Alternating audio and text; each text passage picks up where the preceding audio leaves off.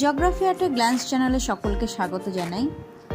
আজ আমি আলোচনা করব দ্বাদশ শ্রেণীর প্রথম অধ্যায়ের ভূমিরূপ প্রক্রিয়ার দ্বিতীয় পর্ব ভৌমজলের কার্য ও সংশ্লিষ্ট ভূমিরূপ সম্পর্কে। সেখানে ভৌমজলের কাকে বলে, বিভিন্ন ধরনের প্রস্রবণগুলি সম্পর্কেই আজকে আলোচনা করব।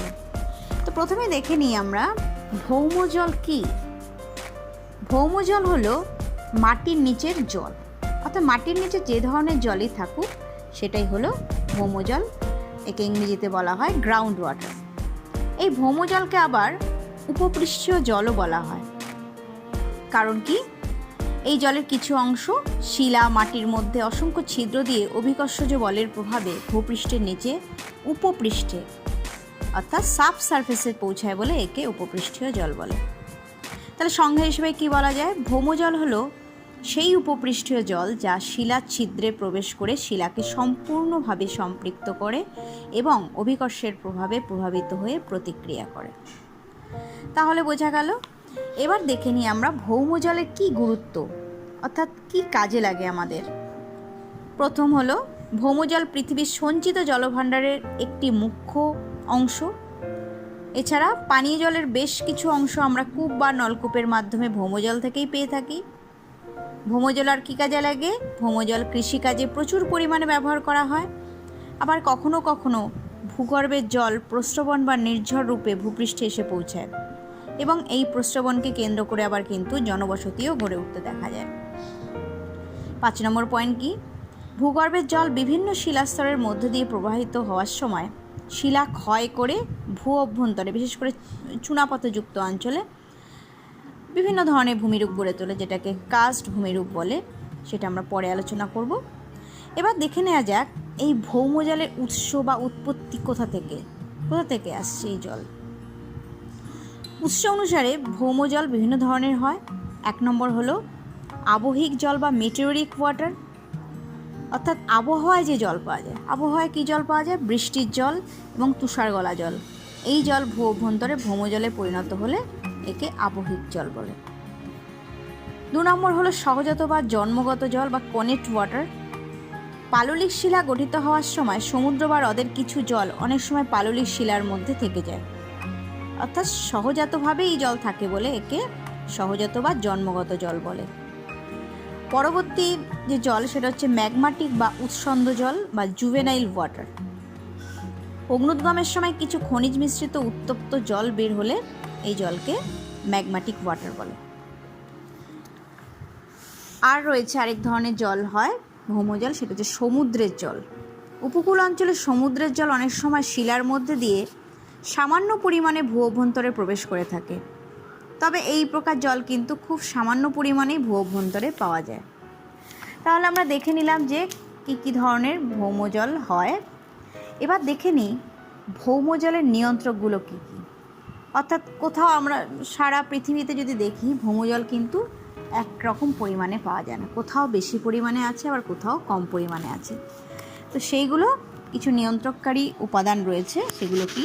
প্রথম হলো অধঃক্ষেপণের পরিমাণ ও স্থায়িত্ব। 2 মাটি ও শিলার মধ্যস্থিত সরন্ধ্রতা ও প্রবেশ্যতা, ভূমিভাগের ঢাল, আর প্রবেশ্য শিলাস্তরের নিচে অপ্রবেশ্য শিলাস্তরের উপস্থিতি। তাহলে চলো দেখে নেওয়া যাক এগুলো কিভাবে ভৌমজলকে নিয়ন্ত্রণ করে। অধঃক্ষেপণের পরিমাণ ও স্থায়িত্বের ক্ষেত্রে দেখা যায় যে ঘনীভবনের ফলে মেঘের মধ্যে সৃষ্ট জলবিন্দু ও তুষার ভূপৃষ্ঠে নেমে এলে তাকে অধঃক্ষেপণ বলে। বা কোনো স্থানে যদি অধঃক্ষেপণের পরিমাণ ও স্থায়িত্ব যদি বেশি হয় তাহলে ভৌমজলের পরিমাণও কিন্তু বেড়ে যাবে। তাই দেখা যায় যে দীর্ঘস্থায়ী বৃষ্টি বা বৃষ্টিবহুল অঞ্চলে ভৌমজলের পরিমাণ বেশি। 2 নম্বর হলো মাটি ও শিলার সরন্ধ্রতা ও প্রবেশ্যতা। এই প্রবেশ্যতা কিভাবে ভৌমজলকে নিয়ন্ত্রণ করে? যে শিলার মধ্যে দিয়ে জল সহজেই ভূ অভ্যন্তরে প্রবেশ করে তাকে বলে প্রবেশ্য শিলা, এবং যে শিলার মধ্যে দিয়ে জল ভূ অভ্যন্তরে প্রবেশ করতে পারে না তাকে অপ্রবেশ্য শিলা বলে। প্রবেশ্য শিলায় সাধারণত শিলা গঠনকারী খনিজের মধ্যে যথেষ্ট ছিদ্র বা ফাঁক বা রন্ধ্র থাকে, অথবা শিলার মধ্যে ফাটল বা দারণ থাকে যার মধ্যে দিয়ে জল সহজেই ভূ অভ্যন্তরে প্রবেশ করে। ভূমিভাগের ঢাল কিন্তু ভৌমজল নিয়ন্ত্রণে যথেষ্ট ভূমিকা গ্রহণ করে। বেশি ঢালু ভূমিভাগে জল সহজেই নিকাশিত হয়ে জলাশয়, নদী বা হ্রদে বা সাগরে গিয়ে পড়ে, কিন্তু স্বল্প ঢাল বিশিষ্ট অঞ্চলে জল ধীরে ধীরে নিকাশিত হয় বলে বেশি পরিমাণে ভূঅভ্যন্তরে প্রবেশ করে ভৌমজলের পরিমাণ বৃদ্ধি করে। এবার ভৌমজল সঞ্চয়ের ক্ষেত্রে যেটা সবচেয়ে গুরুত্বপূর্ণ বিষয় সেটা হচ্ছে প্রবেশ্য শিলাস্তরের নিচে অপ্রবেশ্য শিলাস্তরের উপস্থিতি। কোনো প্রবেশ্য শিলাস্তরের নিচে যদি অপ্রবেশ্য শিলাস্তর থাকে তাহলে দেখা যায় যে ওই প্রবেশ্য শিলাস্তরের মধ্য দিয়ে জল ঢুকে অপ্রবেশ্য শিলাস্তরে পৌঁছলে জলের নিম্নগতি বন্ধ হয়ে যায়। প্রবেশ্য শিলা তখন জল ধরে রাখতে সক্ষম হয়। এভাবে কিন্তু অ্যাকুইফারের সৃষ্টি হয়। সুতরাং অ্যাকুইফার বলতে কি বোঝানো হলো?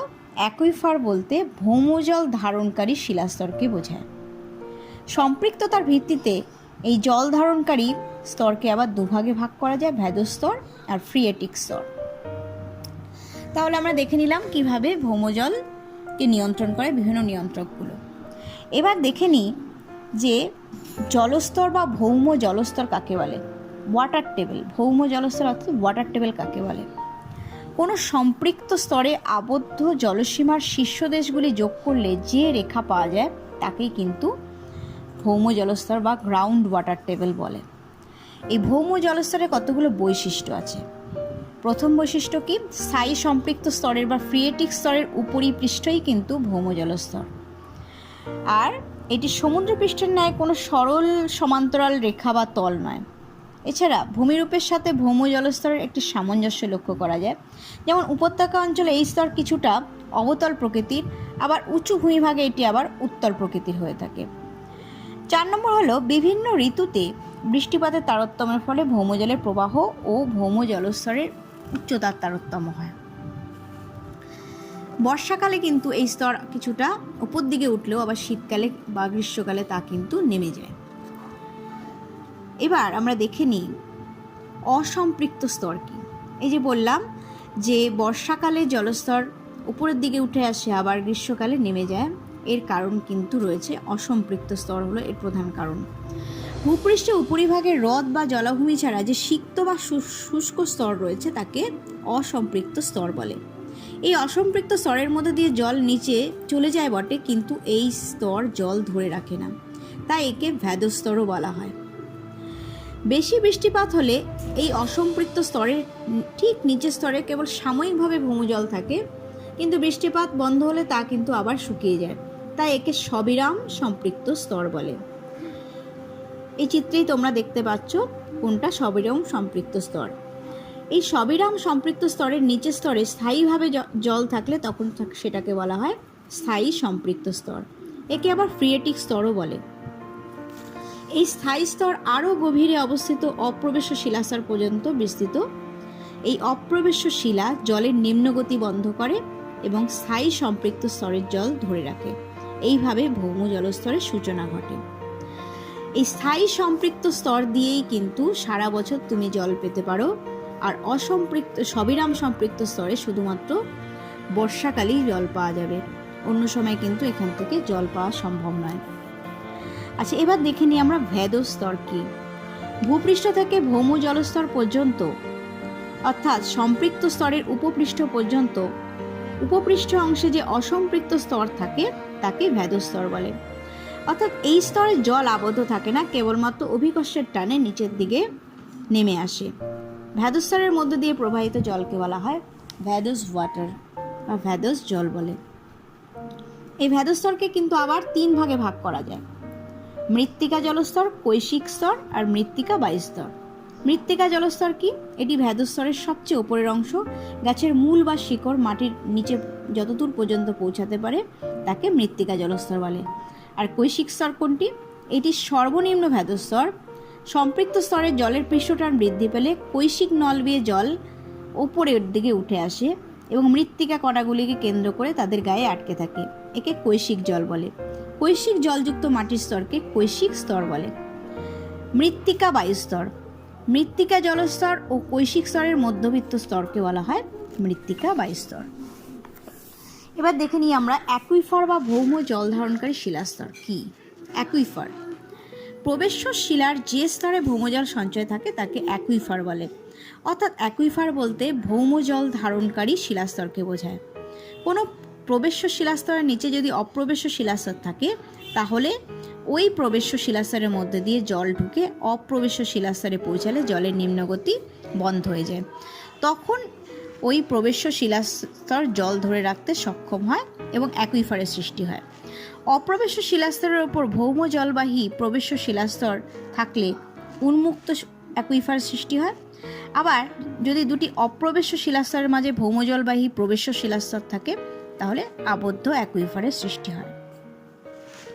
এই অ্যাকুইফার কিন্তু আবার শিলা ও মাটির গঠন অনুযায়ী বিভিন্ন ধরনের হতে পারে। যেমন অ্যাকুইক্লুড বলতে স্বল্প প্রবেশ্যতাযুক্ত ও ভৌমজল পরিবহনে প্রায় অক্ষম শিলাস্তরকে বোঝায়।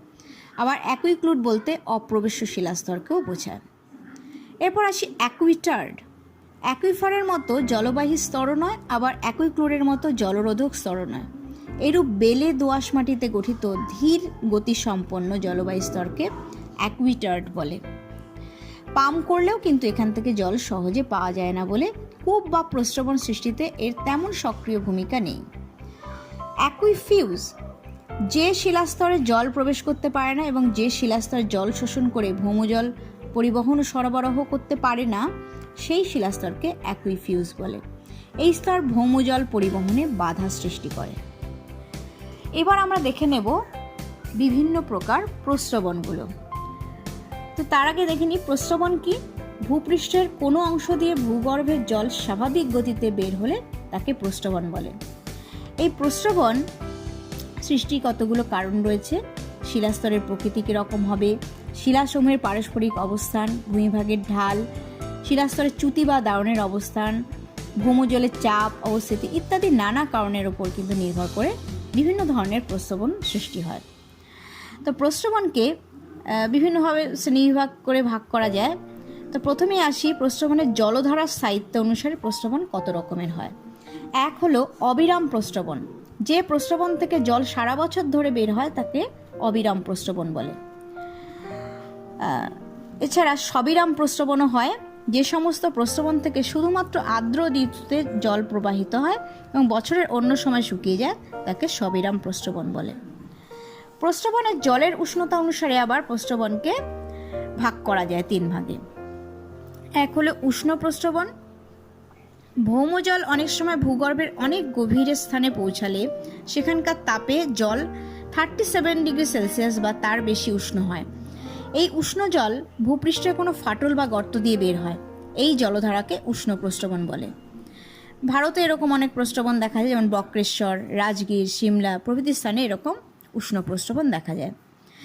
গাইজার বা গিজার হলো এমন একটি উষ্ণ প্রস্রবণ যেসব প্রস্রবণের জল ও বাষ্প নিয়মিতভাবে কয়েক মিনিট বা কয়েক ঘন্টা অন্তর স্তম্ভাকার উপরের দিকে প্রবল বেগে উৎক্ষিপ্ত হয়। একে গিজার বলে। আমেরিকা যুক্তরাষ্ট্রের ইয়েলোস্টোন পার্কে এরকম গিজার রয়েছে যার নাম হলো ওল্ড ফেথফুল গিজার। গিজার একটি আইসল্যান্ডের শব্দ। শীতল প্রস্রবণ। যে সমস্ত প্রস্রবণ থেকে শীতল জল নির্গত হয় তাকে শীতল প্রস্রবণ বলে, যেমন উত্তরাখণ্ডের সহস্রধারা প্রস্রবণ। এবার আসি প্রস্রবণের জলে খনিজ উপাদানের ভিত্তিতে কত ভাগে ভাগ করা যায়। খনিজ প্রস্রবণ আর স্বাদু জলের প্রস্রবণ। যেসব প্রস্রবণের জলে প্রচুর পরিমাণে অর্থাৎ প্রতি লিটার জলে 1 গ্রামের বেশি খনিজ পদার্থ দ্রবীভূত থাকে সেগুলোকে খনিজ প্রস্রবণ বলে, যেমন বক্রেশ্বর বা রাজগীরের প্রস্রবণ। আবার এই খনিজ প্রস্রবণের কাছে স্বাস্থ্যনিবাস বা স্পা শহরও গড়ে ওঠে, যেমন ইংল্যান্ডের চেলটন স্পা। স্বাদু জলের প্রস্রবণ কাকে বলে? যে সমস্ত প্রস্রবণের জলে দ্রবীভূত খনিজ পদার্থের পরিমাণ কম, অর্থাৎ প্রতি লিটার জলে খনিজ পদার্থের পরিমাণ 1 গ্রাম বা তার কম, তাকে স্বাদু জলের প্রস্রবণ বলে। ভূ অভ্যন্তরে শিলার গঠন ও শিলার প্রকৃতি অনুসারে প্রস্রবণ আবার 7 ভাগে ভাগ করা যায়। এক হলো ভৃগুতট পাদদেশ প্রস্রবণ। ভৃগুতটের পাদদেশে বিশেষত চুনাপাথর বা চক দিয়ে গঠিত অঞ্চলে অপ্রবেশ্য কাদা পাথর ও প্রবেশ্য বেলে পাথর বা চুনাপাথরের সংযোগস্থলে যে প্রস্রবণ গঠিত হয় তাকে ভৃগুতট প্রস্রবণ বলে, যেমন দেরাদুনের সহস্রধারা প্রস্রবণ। নতিঢাল প্রস্রবণ কি? প্রবেশ্য ও অপ্রবেশ্য শিলাস্তরের সংযোগস্থল যদি নতিঢালে উন্মুক্ত হয় তাহলে সেখানে যে প্রস্রবণ গঠিত হয় তাকে নতিঢাল প্রস্রবণ বলে। যেমন ঝাড়খণ্ডের চাইবাসার লুপুংগুটু প্রস্রবণ। চ্যুতি ও দারণ প্রস্রবণ। চ্যুতির ফলে কোনো প্রবেশ্য শিলাস্তর যেমন বেলেপাথর বা চুনাপাথর যদি অপ্রবেশ্য শিলাস্তরের যেমন স্লেট বা কাদাপাথরের ওপরে গিয়ে পড়ে তাহলে যে প্রস্রবণের সৃষ্টি হয় তাকে চ্যুতি প্রস্রবণ বলে। মধ্যপ্রদেশে অমরকণ্টকের সোনামুড়া এই ধরনের প্রস্রবণ। ডাইক প্রস্রবণ। কোনো ডাইক বা শিল প্রবেশ্য শিলাস্তরকে ছেদ করলে এই ধরনের প্রস্রবণ সৃষ্টি হয়। সমান্তরাল প্রস্রবণ কি?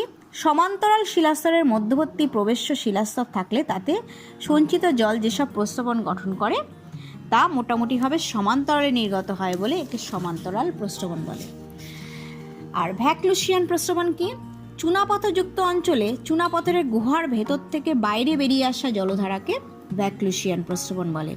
ফ্রান্সের রোন উপত্যকায় ফন্টেন দ্য ভ্যাকলুস নামক প্রস্রবণ থেকে এই নামের উৎপত্তি। মুসৌরির কেম্পটি জলপ্রপাত কিন্তু এই ধরনের প্রস্রবণ। অ্যাকুইফার বা আর্তেজীয় কূপ। অর্ধভঙ্গাকৃতি অ্যাকুইফারের উন্মুক্ত দুই প্রান্তে বৃষ্টি পড়লে বৃষ্টির জল প্রবেশ্য স্তরের মধ্যে দিয়ে চুইয়ে এর মধ্যস্থলে সঞ্চিত হয়। এই জলের চাপ বেশি থাকে কারণ দুপাশে থাকে অপ্রবেশ্য শিলাস্তর।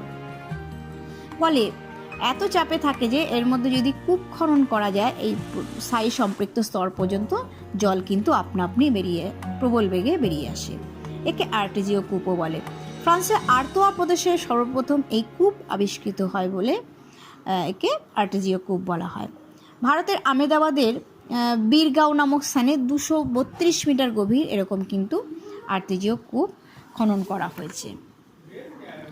তবে আর্তেজীয় কূপ উৎপত্তি হওয়ার জন্য কিছু শর্ত রয়েছে। দুটি অপ্রবেশ্য শিলাস্তরের মাঝে বিস্তৃত প্রবেশস্থল থাকতে হবে, আর কি প্রবেশ্য স্তরের মুখ ভূপৃষ্ঠে উন্মুক্ত থাকবে যাতে বৃষ্টি বা অন্যান্য উৎসের জল ওই উন্মুক্ত অংশ দিয়ে চুইয়ে প্রবেশ্য স্তরে জমা হতে পারে। 3 কি উন্মুক্ত প্রবেশ্য স্তর অংশে জলের যোগান থাকবে নিয়মিত। 4 জলচাপ তল প্রস্রবণ বা কূপের তলের অনেকটা উপরে থাকবে। প্রবেশ্য স্তরে জলের চাপ যত বাড়বে প্রস্রবণ ও কূপ দিয়ে জলের বেগ তত বাড়বে। তাহলে আজ এই পর্যন্তই থাকুক। পরবর্তী পর্যায়ে আমরা কার্স্ট টোপোগ্রাফি নিয়ে আলোচনা করব। ধন্যবাদ।